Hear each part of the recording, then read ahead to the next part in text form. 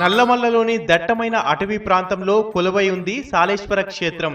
సర్వేశ్వరుడి నిలయమైన ఈ క్షేత్రం జాతరకు ముస్తాబైంది. భక్తులు వేలాదిగా తరలి వస్తున్నారు.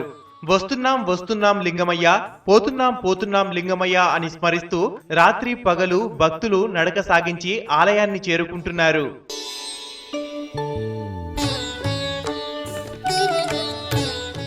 మొదట ఈ క్షేత్రాన్ని సర్వేశ్వరంగా పిలిచేవారు.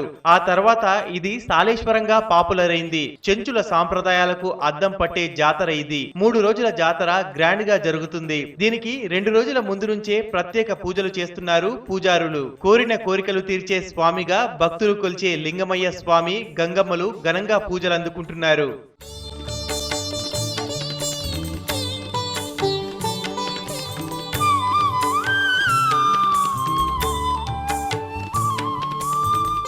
ఈ దేవాలయానికి పెద్ద చరిత్ర ఉంది. ఆలయ నిర్మాణాన్ని బట్టి 6-7 శతాబ్దాలకు చెందినదిగా చరిత్రకారులు భావిస్తున్నారు. క్రీస్తు శకం 13వ శతాబ్దంలోని మల్లికార్జున పాండితారాధ్య చరిత్ర శ్రీ పార్వత క్షేత్ర మహత్యంలో సాలేశ్వర విశేషాలను పల్కూరి సోమనాథుడు వర్ణించాడు. 17వ శతాబ్దం చివరిలో ఛత్రపతి శివాజీ కూడా ఇక్కడ ఆశ్రయం పొందినట్లు చరిత్ర చెబుతుంది.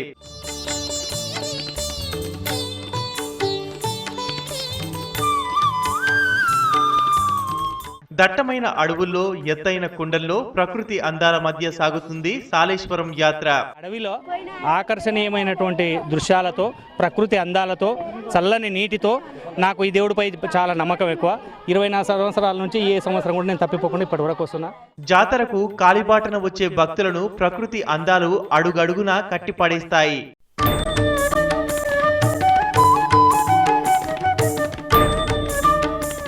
మండు వేసవిలో జాలువారే జలపాతాలు, నీటి గుండాలు ఎంతో ఆకట్టుకుంటాయి. ఎంత కష్టమైనా ఇష్టంగా సాలేశ్వరం చేరుకొని మొక్కులు తీర్చుకుంటారు భక్తులు. వాటర్ కూడా చాలా బాగున్నాయి, వాటర్ ఫాల్స్ కూడా బాగున్నాయి. అక్కడ చాలా మంచి ఎంజాయ్ చేసాం మేమందరం. అక్కడ టెంపుల్ కూడా లోపల చాలా మంచిగా అరేంజ్మెంట్ చేశారు. ఇక్కడ నేను ఫస్ట్ ఇయర్ వచ్చా, లాస్ట్ ఇయర్ కానీ ఇక్కడ చేంజెస్ వచ్చినాయి. ఇంకా చేంజెస్ రావాలి, ఇది ఇంకా అందరికీ తెలవాలి.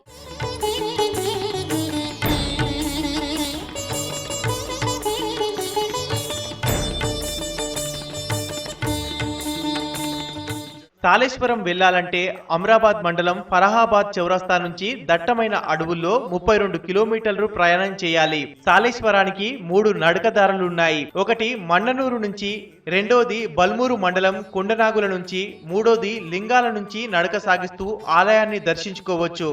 సాలేశ్వరానికి పెద్ద అడ్వెంచర్ జర్నీ చేయాల్సి ఉంటుంది. లోయలో నడిచే ప్రాంతంలో దారి ప్రమాదకరంగా ఉంటుంది.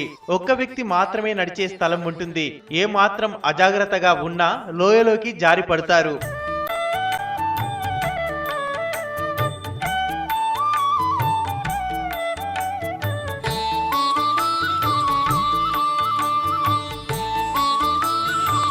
డేంజర్ జోన్ లో ట్రెకింగ్ చేయాల్సి ఉంటుంది. భక్తులంతా లింగమయ్యపై భారం వేసి ముందుకు కదులుతారు.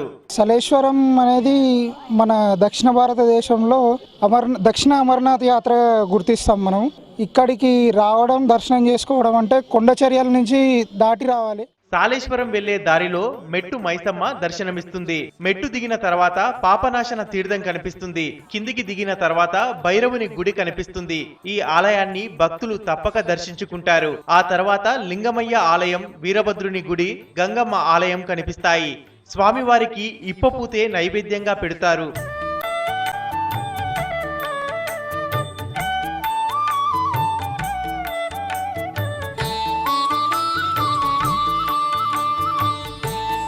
గుట్టను దాటుతూ ట్రెకింగ్ చేసే సమయంలో ఎన్నో గుహలు, గుట్ట పొరల్లోంచి రాలిపడే వాటర్ ఫాల్స్ భక్తులను అలరిస్తాయి.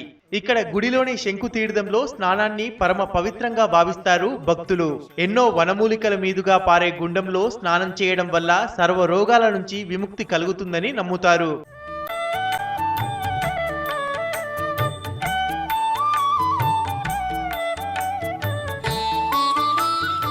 గుండంలో స్నానం చేసి పసుపు, కుంకుమ, కొబ్బరికాయతో పూజలు చేస్తారు. నాగదోషం ఉన్నవారు వెండి వస్తువులు చేయించి మొక్కులు తీర్చుకుంటారు.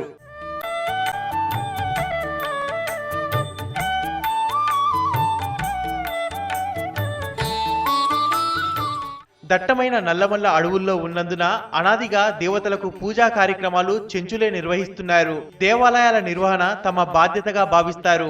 జాతరకు 15 రోజుల ముందు నుంచే ఏర్పాట్లలో నిమగ్నమవుతారు. వెలుతురు కోసం జనరేటర్స్ ఏర్పాటు చేస్తారు. భక్తులకు ఇబ్బందులు కలగకుండా దారులు తీర్చిదిద్దుతారు.